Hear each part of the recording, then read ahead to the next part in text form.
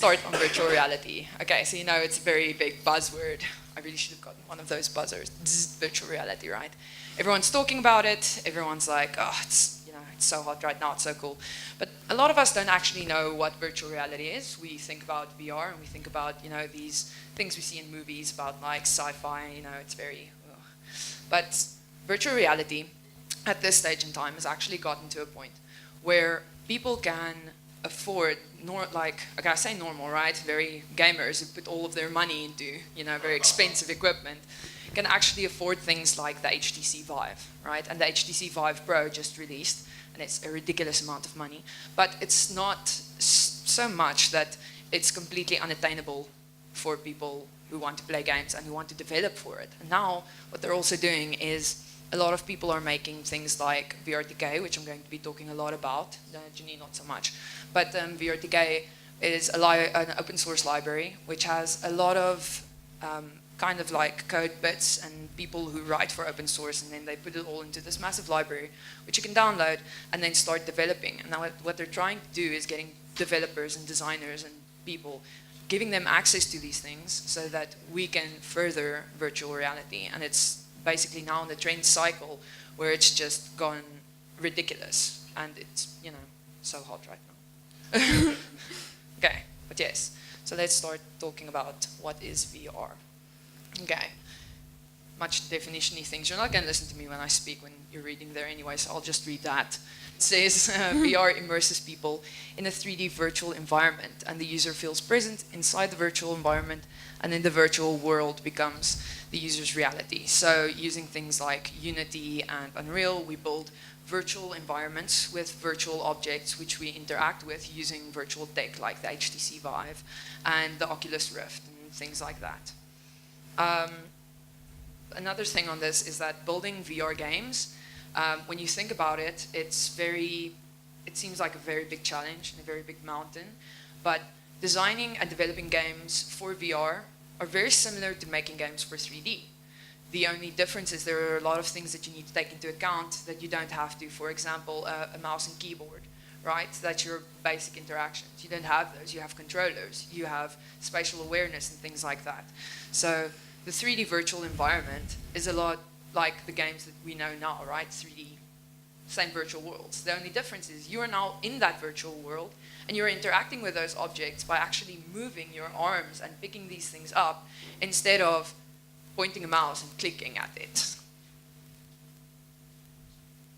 Yes, so quick history on VR. So the first VR system was the Sensorama, and it's basically a screen you put your head in and you had some movies. It wasn't really interactive, but you had color display that smells.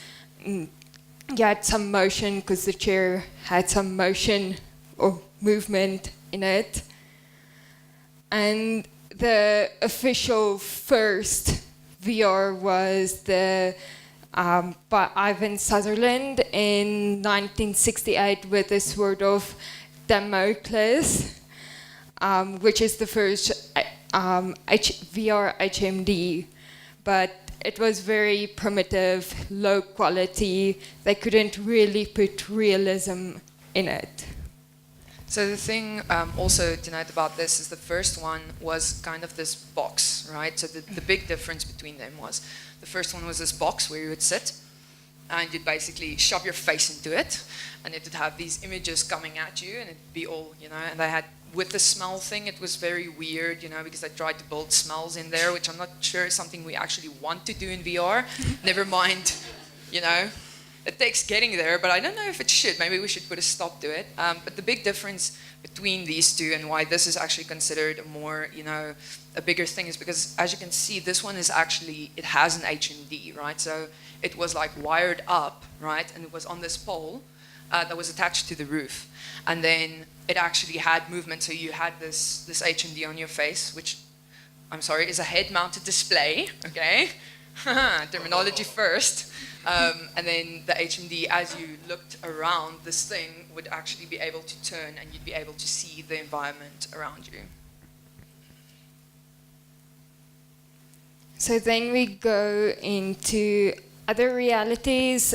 This is the virtual continuum, and it basically explains where everything fits. So you have the real world on the one side and complete virtual environment on the other side, and everything in between is mixed reality.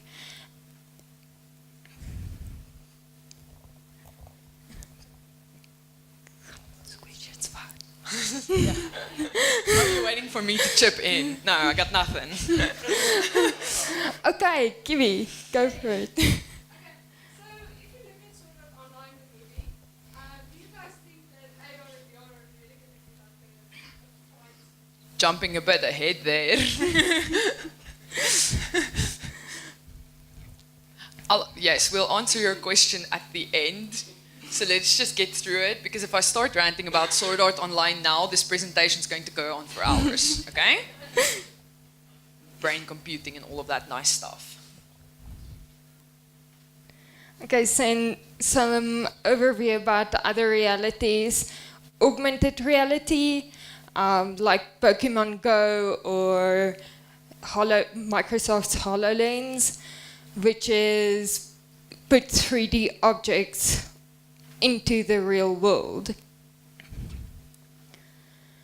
Augmented virtuality is where you have real objects coming into the virtual world. In this case, the very old VR systems where you still had the keyboard and mouse, they had, when you look at your keyboard, you can see your keyboard.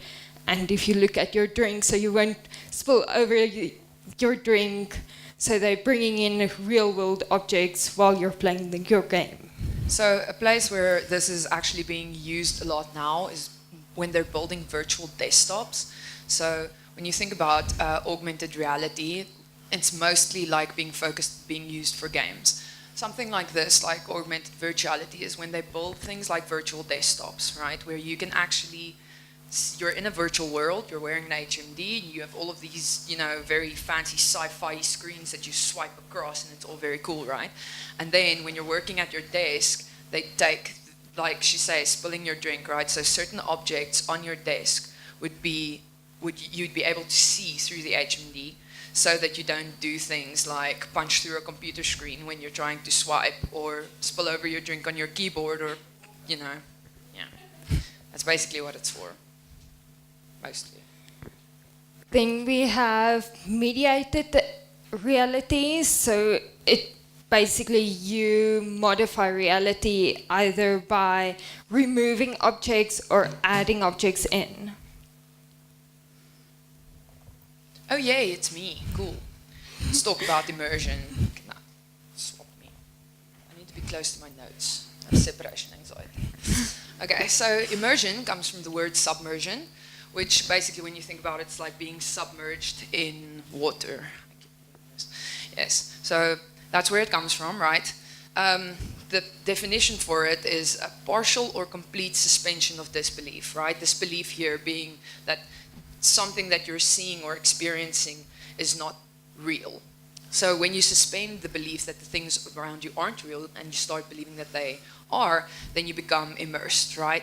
Why is immersion important? It enables action or reaction to stimuli in the world. So if you see objects and you don't believe that this object is real, a wall, for example, this is a big problem when you're making games for VR, is that people, when they start, the first time they do VR, they inherently don't try to walk through walls. Even though their brain knows there's no wall there, but they still wouldn't. If they walk to a table and the table's really big, you'll see them reaching across the table to get something, even though they can just walk through it. So immersion is that state where you start believing that the things you're seeing and experiencing are real, and then you act and react towards them as if they are real. So yes, immersion is basically the degree to which the environment reproduces reality, and a greater suspension of disbelief is then leads to a greater degree of presence, which I'm getting to. First, there are 4 types of immersion. Tactical operations involving skill. This is basically Darksiders. Does anyone play Darksiders? You know, when you plan... No? You see this lame. Come play Darksiders. It's an amazing game. So when, you have all of these combinations, on the controller, right? And you feel so good when you hit like 4 keys, in a row, and then does this swifty thing and cuts everyone's head off, and you're like, yes, I'm the best. I've born noobs, right? That skill, that immersion you get from feeling like you're able to do these things. That's your tactical skill. Strategic is mentally challenging. So this immersion occurs when you're, wow, I can't say that. That's not BC. So when you're playing chess, for example, and you're, oh yes, I bet all of you play chess, right? But you don't play Darksiders. Yeah, I see everyone nodding their heads. So when you have to choose, you're sitting there. Well, not me. I'm cool. I don't play chess. But when you have to decide which is your next move to make, and you have an entire set of things that you can do, but you have to think strategically about it, right? And you're actually being challenged, mentally. That still sounds not cool. I don't think that's a BC term. But yes, that's the strategic. Then narrative is the investment in the storyline. So there are a lot of games like The Last of Us, which has been praised for its amazing narrative story, because throughout the game you get involved in this character story. You care about them, right? We played Gears of War and they killed off the one who shall not be named. I'm still crying about it, right? It's one of those things where you become attached to the story, you become attached to the characters, and you want to see them succeed and all of those things. That level of immersion is narrative. And then spatial, which is perceptually convincing simulated world, meaning the things that you see around you, the objects in the virtual environment, the sound, all of those things. They make an immersive environment which makes you believe that it's real and that you are actually there. And present school comes from the term telepresence, which is, present in a virtual world with your physical body, what. Subjective sensation of being there. Okay, so subjective sensation is very important here, because presence isn't something that you can measure. There are things that you can do to increase the level of immersion which leads to presence, but each person has its own, his or her own level of presence. So the longer they've been playing the game, or if someone is not, as easily convinced as someone else. So it's very subjective and it's based on, each person, but the system, right? So it's more than a high fidelity virtual environment. What that means is that you can have a really, very high graphics virtual environment, and you can put someone in there, and there are still factors which could lead to them not feeling present in that world. So yeah, it's much more than just fancy graphics. Who'd have thunk it? Okay, and then Hail Gabon, because these are some of the things that Valve, listed as things that have an effect on how present someone feels in a virtual environment. And these things include field of vision, resolution, pixel precision, blah, blah, blah. It's all very boring. Refresh rate, latency, all of those types of things. Yes, and back to you. UCAP does it. Yay. So you get different types of VR. The most popular one is the head-mounted display, which is the Vive, Google Cardboard, the Oculus, where you basically put the thing over your head and play games or interact with it. Then you have the cave automatic virtual environments. That's when you have an entire area blocked out, which sort of looks like a cave. And then people can interact in that area in a virtual world. Megan. I just want to mention there's a cave in the mining department. They have a virtual reality thing set up, so you get in a room, it's like an octagon. Yeah. I don't know if anyone else has been in there. You've got an octagon, and they basically take you through the mine on like a railroaded experience. So you go down the lift into the mine, and you get in a cart, and they take you around the mine, and you can see the vehicles that are currently working in the mine. And it's meant to visualize the tunnels that have been built and where each vehicle is, so they know where everyone is at a time, and it helps them to understand, okay, well, we can't structurally put a tunnel here. We have a machine there that isn't doing anything right now. Maybe we should put it in this tunnel, stuff like that. So I don't know if like anyone who's going to Tux, if you go talk to the mining department, maybe they'll let you go experience their cave. Yeah, that thing costs a lot of money. Yeah, it's very expensive. So nuts. They have to have specifically like really expensive projectors. There's a projector for each wall, each surface has a projector on it. And each of those projectors are projecting at the refresh rate that's recommended, at the resolution that's recommended. So those are like really, really, really, really expensive stuff. That's why it's all the way down in their basement. yeah, so the caves also, right, they're being used mostly for things like that, where they're, you know, for people, they're for a very specific industry would build a cave system for a very specific purpose. And it also, it's not, okay, I mean, we're all, you know, very focused on games because we're designers and we're developers, right? But there's a lot of applications for VR, and the cave systems are really useful for things, you know, such as the mining department, where you want people to actually be able to, you know, you want to be able to train people using, you know, technology like VR for their specific industry. For example, as well, so they're in the medical sector, right?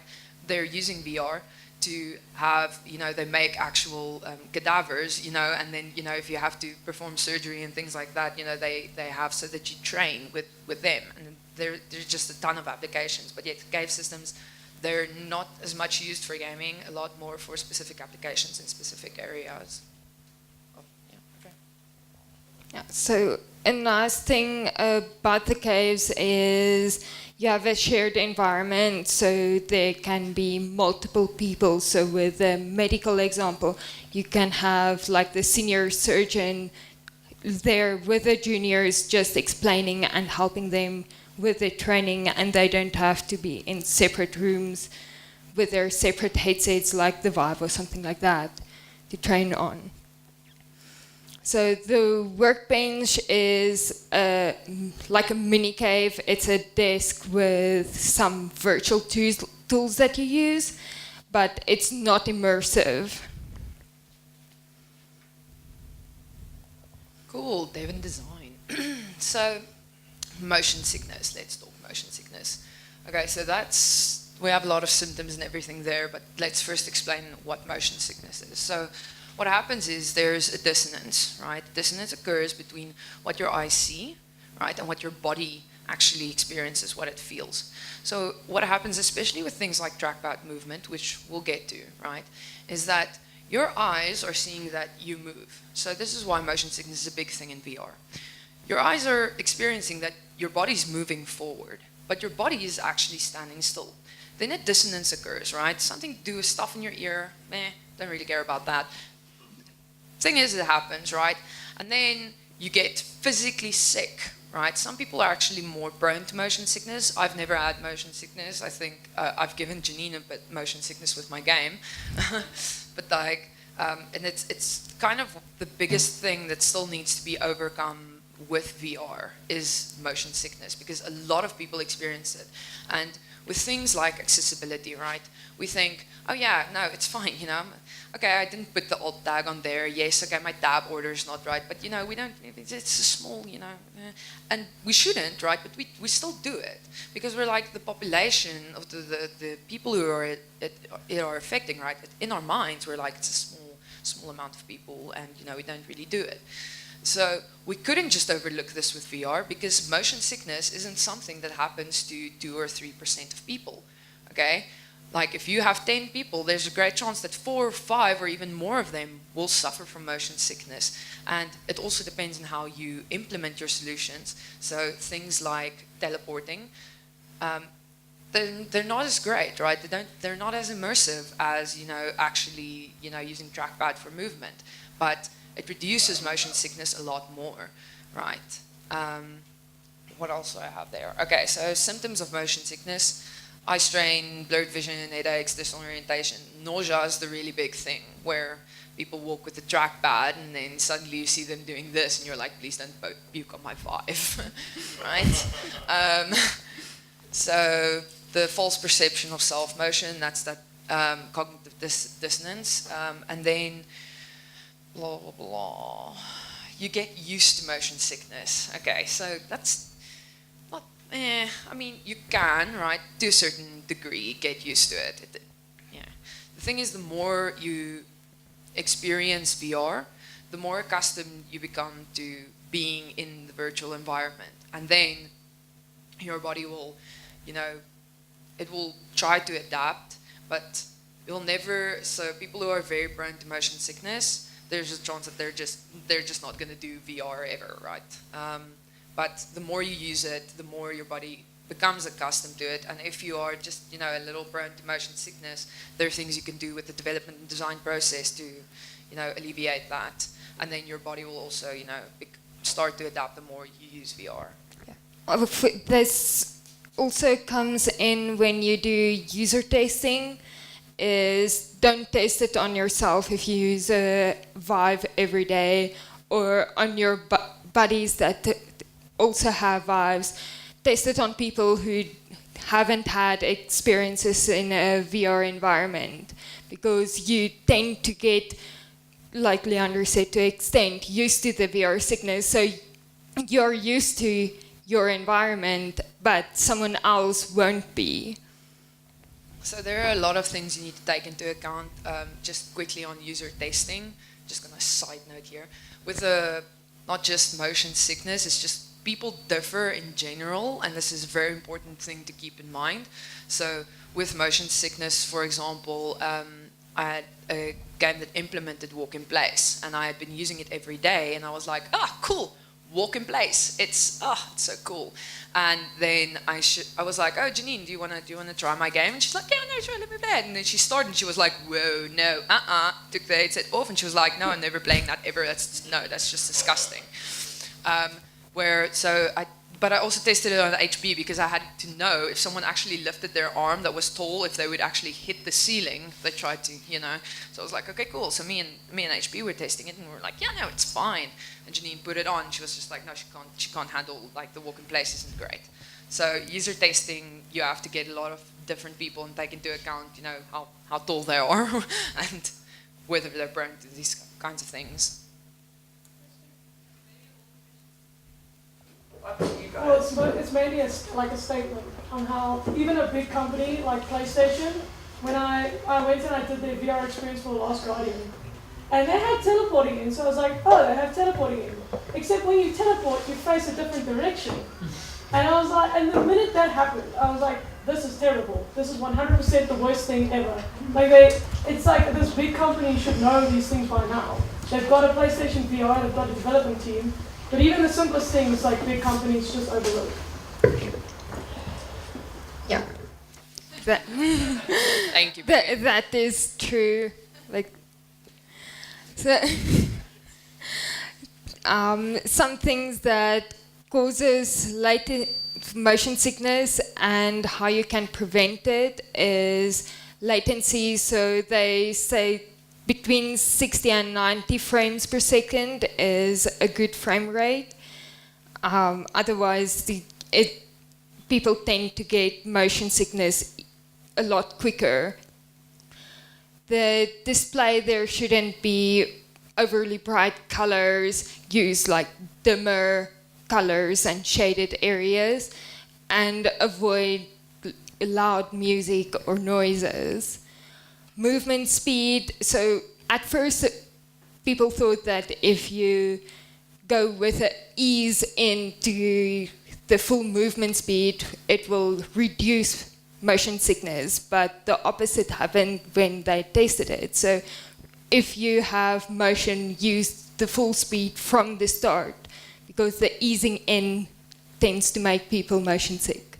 The other thing is also easing out, right? Yeah. Because what happened was we, with the walk in place, with the movement speed, it's usually set to only start off slow. And when you take that out, you're like, okay, cool. You just immediately start walking at the speed, and you're like, yes, I don't have motion sickness. But then you can actually like increase the speed during, so how faster someone like moves their hands, the faster they actually move, and that's still fine if they're already moving. But then when you stop, you need to stop immediately, because otherwise The camera slides forward and you kind of want to fall back and it's not great.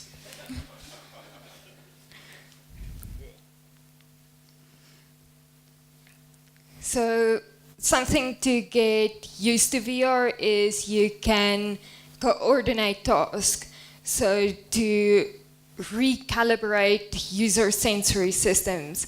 So you do like coordination exercises like throwing a ball or something like that so that they can get used to the VR environment.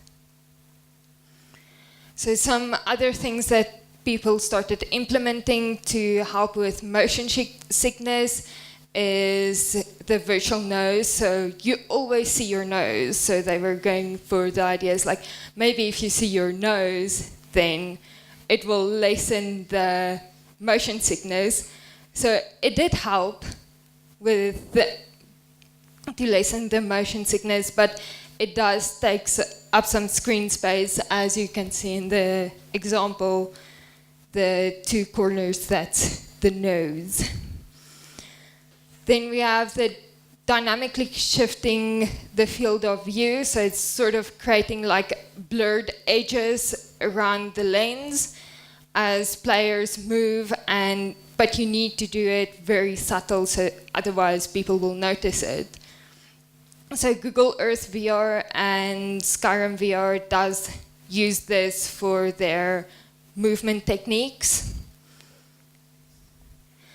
Then what sparse peripheral display is they added some LED lights in the headset, and the LED lights it widens your peripheral vision, and it becomes the color of that area, which originally they thought it will increase the motion sickness, but it decreased the motion sickness.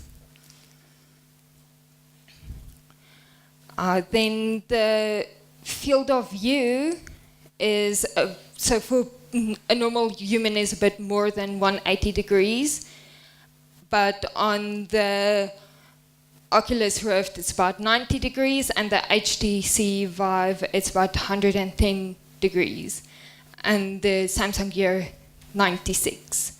So that's about half where you can see. Then when you create your VR environment, you have a 0.5 like a no-no zone, 0.5 meter, because it becomes, everything is in your face and it becomes disorientating. Then you have a 20 meter depth of field, so that's about how far you can see in VR. After that, it becomes blurry and very flat. 1.3 meters is comfortable for text, but text is still very hard to read. It becomes blurry, and it also depends on the users. Then some feedback. So you have visual feedback, which is obviously what you see. So you have two screens, and they're a bit off. So like you can see in the example, they're not exactly the same. So the lenses then magnify the images and creates the depth of view. So with the lenses, right, it's actually, if you like, they built it so that when you close your left eye and then you close your right eye and only look through this one, right, it's actually, you do see differently, right? And they actually they actually recorded how far off those are, and then they built the lenses exactly like that. So they're just a bit off.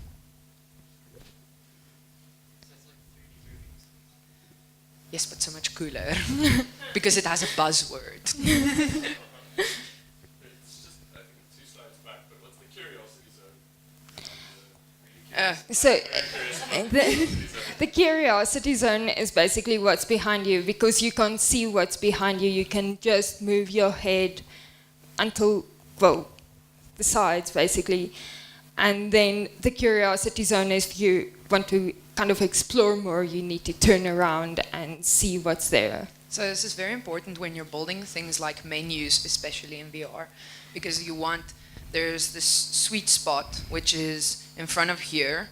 So you keep everything like in this main content zone, right? Because you don't want to be, so if they have to turn, it has to stay inside this main content zone, and it has to stay at that degree, which is like the same degree you look at a computer at, right?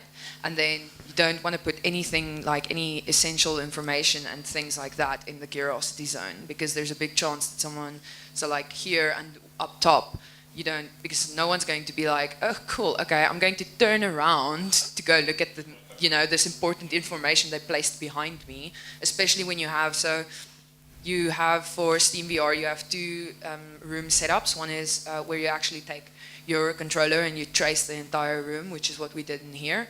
And then it makes a play area, and you can walk inside of that play area, and as soon as you get close to a wall, it will bring up this blue grid to tell you, listen, you're about to walk into a wall.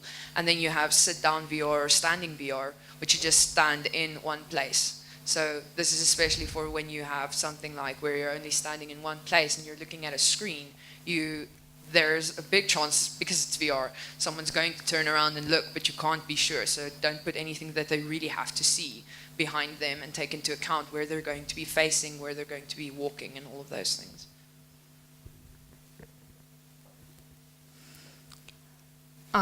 Audio feedback, so you need to have audio in a 3D space, because it's no use having a radio in that corner, but it's blasting in your ears right here. So it needs to be softer, and the closer you get, it needs to get louder. Steam audio is, for Unity, you can use that to implement the 3D audio. Spatial audio. Yeah. Buzzword. Then you have haptic feedback, so something like haptic gloves. It's not that much available, but they are working on it. Is you get electric pulses, and that kind of simulates like texture and stuff like that. The HTC Vive controllers have a vibrate function, so that's about what you have for your feedback there. Then you have the kinesthetic feedback. Nice. Nailed it. Nailed it, of course. And that is basically force, so when gravity is pulling an object, or you're catching a ball or something like that. Then cutaneous feedback, which is tactile feedback, that's like textures, temperatures, vibrations, whatever the case may be. So at the moment, the technology for the Vive and the Oculus, the most that they do is they have vibrate, right? Which is, we're all used to, the controller, someone shoots you in the face and it goes, zzz, yeah, it's great. But they're like, you should actually go look at some of these gloves and things that they're implementing, and bodysuits. But it's ridiculous, right? Where they have actual things like temperature, and they're trying to simulate senses, right, which actually make you feel pain, which I don't think is a great idea, especially when you're playing something like Battlefield and you get shot in the face. You don't necessarily want to feel that. But this is an area, so we've kind of got the audio down with the spatial audio. We've got it, right? We can put in the music, and there's a tiny little radio, and okay, cool, and then, it's louder when you're near it, and all of that. And visuals, it's going. The only, the haptics, they're really lagging behind, because they're not really sure what we can do and what we should be doing with haptics. So at the moment, it's, the Vive controllers, Oculus, but they are starting to build things that are a bit more words. That's the one. Buzzword, immersive. Zzz. Hold on, Flippy. That's the one.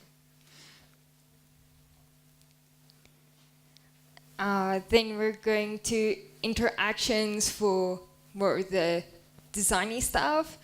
So you have the reticle, which is basically the mouse pointer in VR. You don't always have to have the reticle there. It depends on your environment. So it does help to orientate the user and to see where he's looking, and also to interact with objects in the VR environment. The reticle is also used a lot for mobile VR, like the Google Cardboard, because you only have the one button interaction, which carries on into the fuse button, which works with the reticle. It's a button with a timer, so you basically hover the reticle over the button, and then after the timer has gone past, then the button is clicked. So for in user tests, it hasn't done that great because people get nervous. So they're like, I don't want to look at something for too long because I might click it, but I want to still look at the environment, so they don't look around and they go to the environments when they don't want to. So it's still very like icky. Yes. In the Vive, we have the laser pointer, which is you have your laser pointer and then you point at the object, click the button, and that selects the button, and you go on to your next environment. Some menus, so there's the grounded menu. The grounded menu is usually when you have some extra options. So if you have, for example, a video playing in front of you, you have your basic like pause, play, forward, backward, but you want to go back to your playlist or main menu, there will be an extra menu on the ground, and you just look down and interact with the menu on the ground, which will then go back to your playlist or change environments.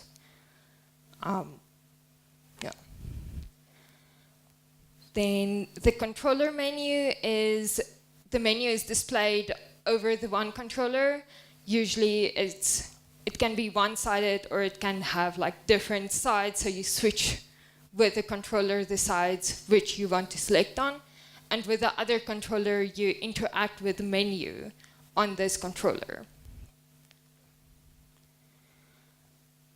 Dashboards is currently mostly used in the Oculus and Vive's main menu, where you have the list of games you have available, you have downloaded, or specials on their stores, or what, very like the homepage type of feel for that. It's usually placed in like a comfortable, roomy lounge area, like a relaxed, chilled area. Then we have skeuomorphic menus, which is where you mimic real life. In the example here, you have to put in a game cartridge into a thing again. And pull the lever to start your environment. So you don't actually go through a list of your environments and say, I picked this one. You pick a cartridge and you play with that cartridge. Question.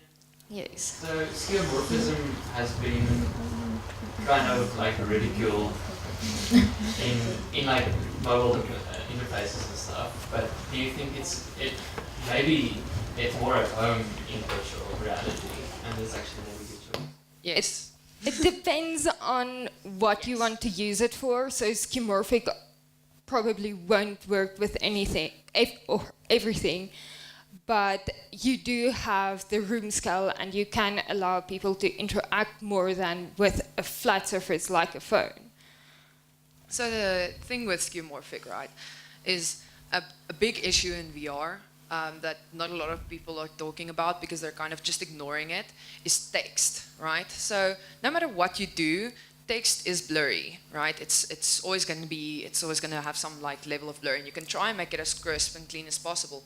But reading in VR, it's just not great, especially when you attach something like a menu to your head and you're moving and you're trying to read and this thing keeps but you're like, no, I just want to see that word, and it just keeps, and because it's blurry, right, and text, it doesn't really, so there are things that you have to use it for, but it's not really it doesn't feel as immersive as it does if you were to implement it skeuomorphic. So the skeuomorphic menus, for example, right, there are some issues. So Janine actually did like a very big thing on skeuomorphic menus. You should ask her for her, her research article. That was pretty great. So on the skeuomorphic menus, people feel that it's more immersive, right? So they have options like, for example, if you want to interact with, or if you want to bring up a menu, right? There's an actual physical object that you pick up, right? So in the lab, they have, which is the Steam VR free thing that we're gonna set up. They have this tiny little globe, right? And then you take the globe, and then you can either, take it here, you can shake it or whatever, and then it'll do that. Instead of having a menu, which is just a bunch of text options, and it's going, okay, take your pointer and try and point at that thing and click it, right? Because that doesn't feel immersive at all. You feel like, okay, cool, this is basically a GUI. It's a 2D interface. Where, skeuomorphic, it feels more natural. That's why, a lot of people are like, no, it has a better place in VR. But the other side of that coin is that you're obstructing information with, skeuomorphism, which also makes it more difficult. So where it's simpler if you know what you want to do and you look at a menu and you go, that one, pointy click, right? Now you have to find this object in this environment that you need to interact with, and you need to be like, okay, find that object and interact in it with a special way. And if you forget how to use that object because you haven't played for 2 or 3 days, and you come back and you're like, I have no idea how to quit this game. Okay, it's like I'm stuck in Vim all over again. It's just no. So there are two sides to it. No questions. We need 20 minutes left. Okay. It's okay, I only have like 60 slides left. Then for movement, you have teleportation, which is currently the most used. It does, like Megan mentioned earlier, you do get a sense of distortion, which can lead to motion sickness because you teleport and then suddenly you look that way, but you're like, but I should look that way. So it does have disorientating users. So the thing with teleportation as well, the reason why it's the most popular is because it has the least amount of motion sickness, but it's not very immersive. So there are things that you can do, so that disorientation, if you have a fade out when same thing with when you fall. So usually when you fall off a tall building, they'll just teleport you to somewhere safe. And when that happens, you'll completely lose your, I can't say shit. No. Okay, so because it feels terrible. So what they do with teleportation is they have this black fade out and fade in, which kind of also helps with like that disorientation, because if you're facing this way and you're like, I want to teleport and I should be facing this way, and it goes black and it comes back, and now you're kind of just a little bit off, you won't really notice it. Then you have walk in place, where you hold the inner button on the controller and you swing your arms like you're walking, and then you move around. It does. Some people get motion sick, other people don't get motion sick because of it. Like Leandri did the walk in place, she didn't get motion sick. I got motion sick. Yes. So walk in place, it has been implemented now for some time. The great thing about this is because it feels more, okay, so the first time you do it, right, you kind of feel stupid because you're standing there and you have your 2 thumbs on like this, and you're doing this, right? And you feel like a dork, okay? That's why you don't play VR in front of other people. They'll laugh at you and record it and put it on YouTube. You feel like a bit of an idiot when you do it, right? But there's this thing, right? This dissonance that occurs, that your body is actually moving, even though you're not walking, right? You're not actually moving forward, but this inner ear thing, right? It's like, oh yes, my head's bobbing. Okay, cool, I am moving. And then you're less likely to get motion sick because there's less dissonance in what your body is experiencing and what you're actually seeing.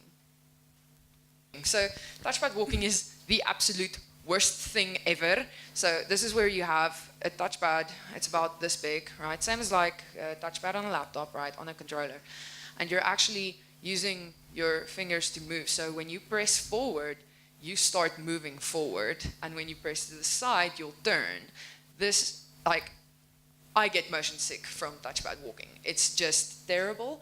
So they tried to implement it before they did walk in place to be more immersive than teleportation.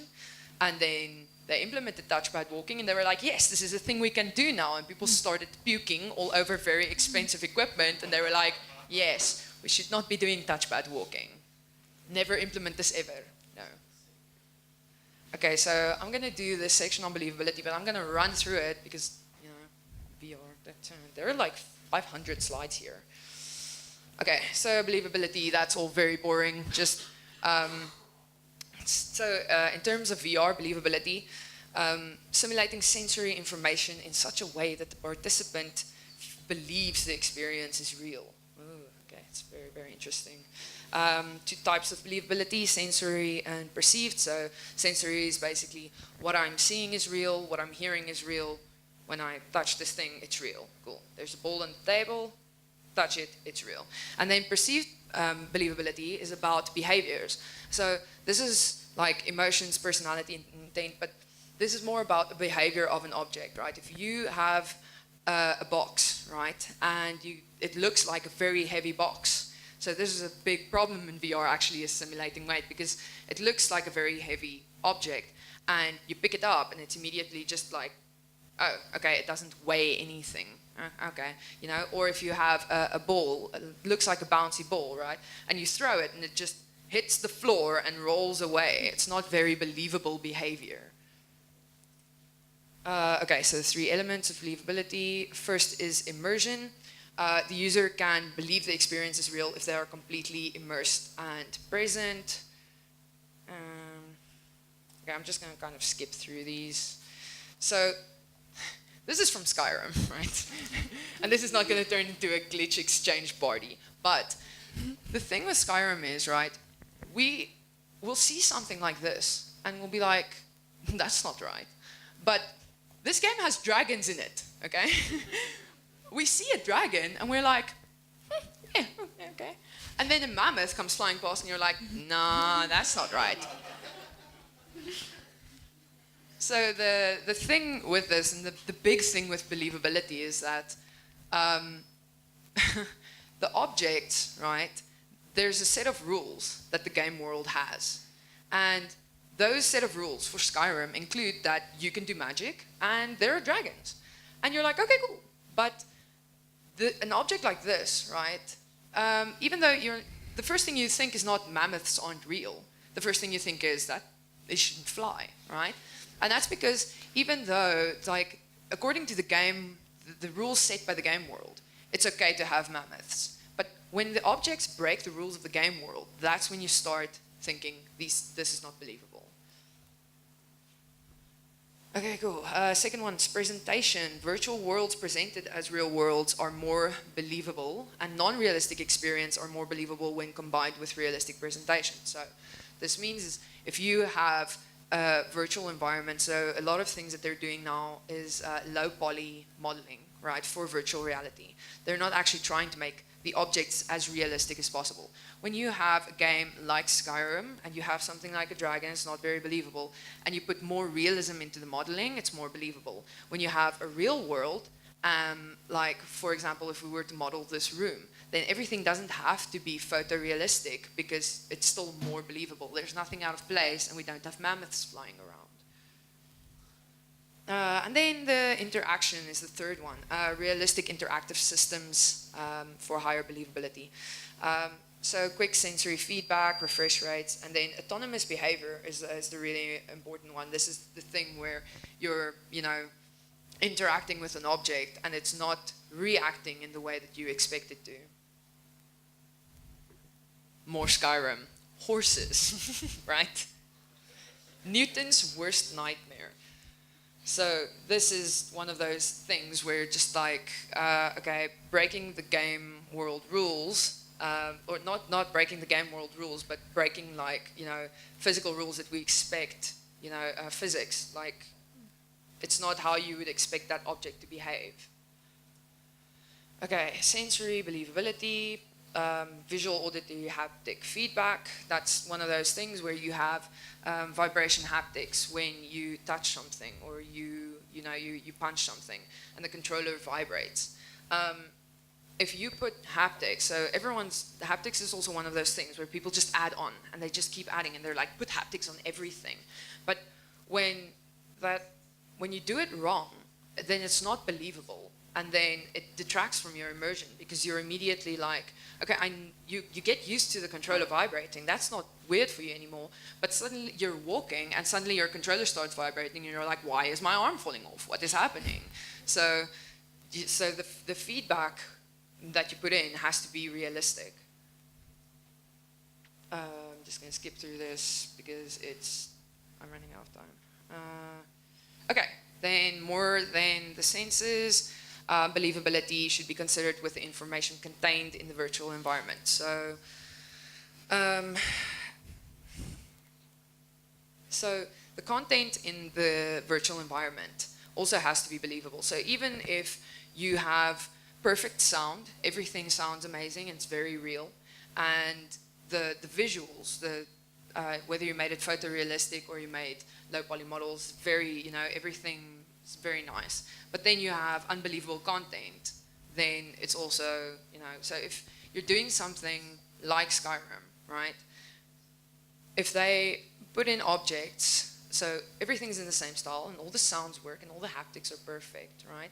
But they put an object in that world that doesn't fit there, then you won't believe. Even so, you'll get used to your environment and you'll see this thing and you'll be like, that's out of place, this shouldn't be here. So all of the content needs to be believable. Okay, realism versus believability. So this is a big thing because what they did with VR when they started was they were like, okay, we're going to make it super realistic. We want to get it as realistic as possible, as they did with games like Battlefield, right? Where they were like, no, I want to see the recoil, I want to see everything, just special effects more. And then they started doing this with VR, and they were like, okay, cool, this is impossible because we can't model, an entire world unless your game is one room. It's almost impossible. And then they started bringing out games that had low poly models, and they realized that if everything is following those rules, people they still get immersed just as easily as they do in photorealistic environments. In fact, more so, because when you are in a low poly environment and you see a tree and it just has 5 sides, you're like, yeah, okay, it's a tree, right? When you have photorealistic environment and one tiny little thing is out of place, you'll immediately notice it. That's that thing with the uncanny valley, right? Where even if it's perfect and there's just something off about it, and you'll know that immediately. So realism is about accurate and true to life, and believability is more about internal consistency within the constructs of the virtual world. So if you have a bunch of rules and these rules are set and all of your objects in the virtual environment follow those rules, then it will be believable. No matter if it's, so for example, the fact that you can teleport, right?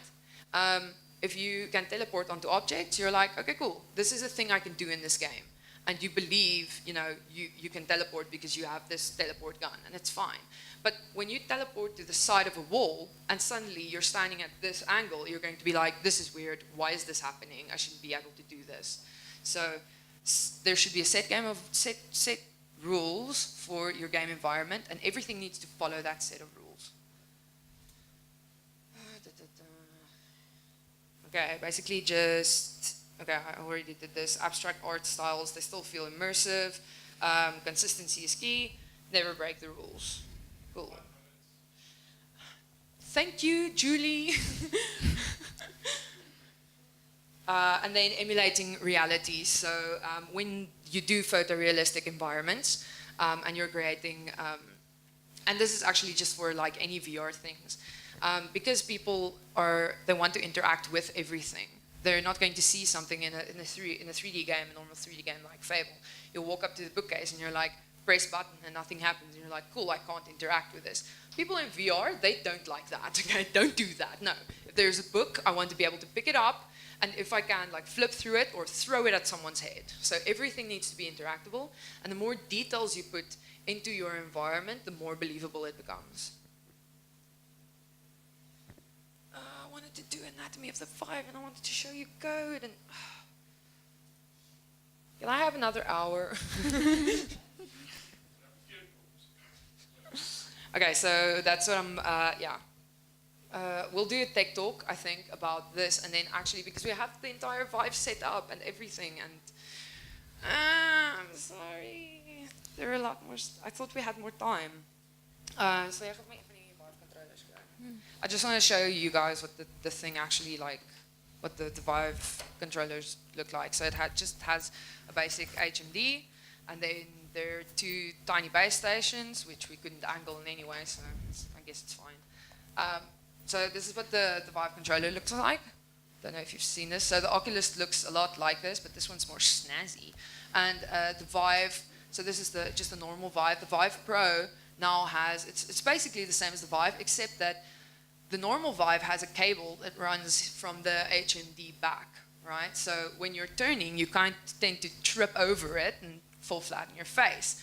Where the Vive Pro now has like no stuff, so it's just like you just put it on, like it's the same as like small, it's like Google Cardboard. So it's small and it's lighter, and then yeah, the controllers and stuff are basically the same. So this is what the controller looks like. It has 2 grips here at the side.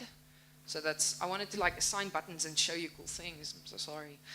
So it has 2 grips here. This is a touchpad, right? So the touchpad walking is basically just like this, and turning, it's terrible, makes me want to cry, and then a trigger right there. And then you have 2 of these. So usually when you want to pick up objects, you'll either use the grips, 2 grips, and just pick up objects like this, laser pointer with your trigger, and then I don't even know what you would use the touchpad for. They really should just take it off. That's what I got. Inducing realistic commenting. Use the touchpad to induce realistic. Yes, realistic commenting, you know. You're feeling like you're not completely immersed, just start walking.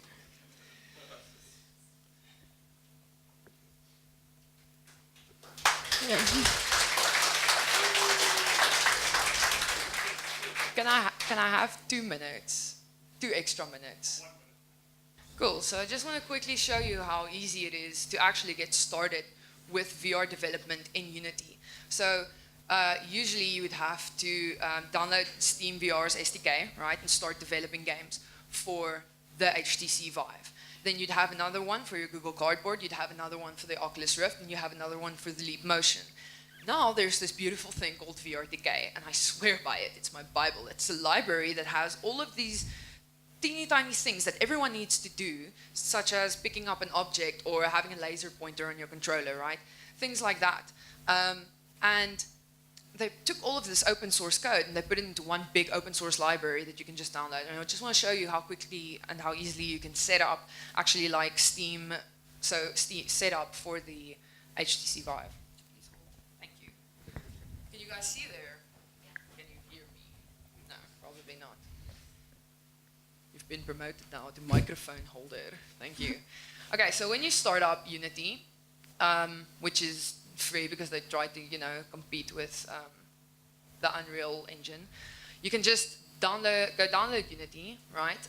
Then you go to the asset store, which is taking forever to load now. Do it. Cool. So when you're on the asset store, you can just look for the Steam VR. That's the Steam VR plugin. So all you do is you just download and import it. So I've already downloaded and imported it because I didn't want to wait.